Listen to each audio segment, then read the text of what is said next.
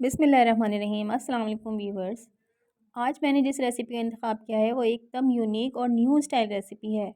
इस तरह से बच्चे चिकन के साथ साथ सब्ज़ी भी शौक़ से खा लेंगे। यानी कि चिकन शिमला मिर्च का मैंने इंतखाब किया है।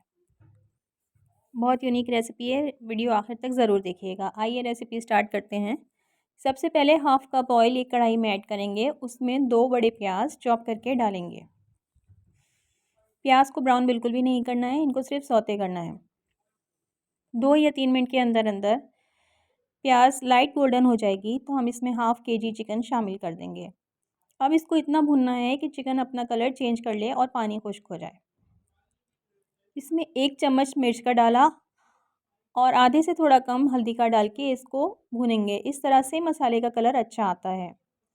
अब 2 चमचे लहसुन अदरक का पेस्ट डाल के इसको भूनेंगे। फिर 2 बड़े टमाटर की प्यूरी बना के मैंने इसको डाला है। अब इसको इस वक्त तक भूनना है कि मसाला ऑयल छोड़ दे और टमाटर और लहसुन अदरक का कच्चापन ख़त्म हो जाए। अब इसमें 1 चम्मच ज़ीरा डाल के इसको मज़ीद भुनाई करेंगे।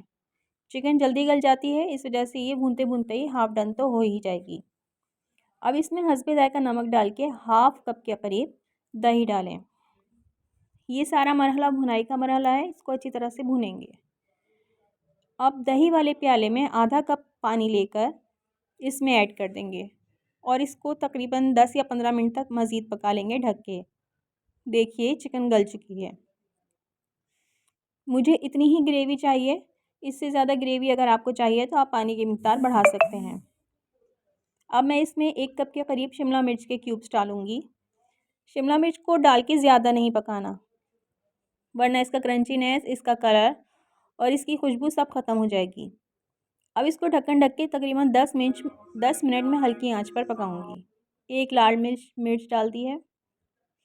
ढक्कन ढक के हल्की आंच पे इसको 10 मिनट पकाने के बाद अब देखिए सालन का कलर कितना खूबसूरत हो गया है। ऑयल भी ऊपर आ गया है। मसाला मुनासिब गाढ़ा है। चिकन गल चुकी है और शिमला मिर्च ने अपना कलर भी नहीं बदला।